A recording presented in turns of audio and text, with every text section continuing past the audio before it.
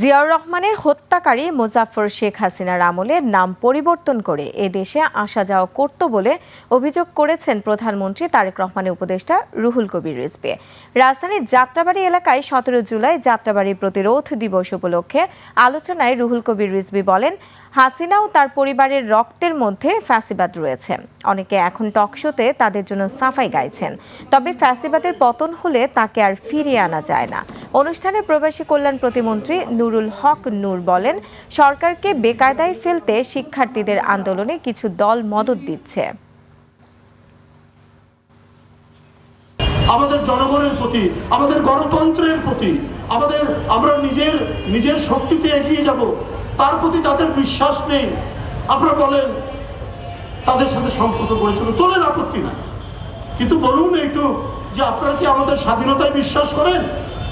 আপনারা কি আমাদের সার্বভৌমত্বে বিশ্বাস করেন? আপনারা কি আমাদের গণতন্ত্রের চর্চা হোক, ধারাবাহিকতা হোক, এটা কি বিশ্বাস করেন?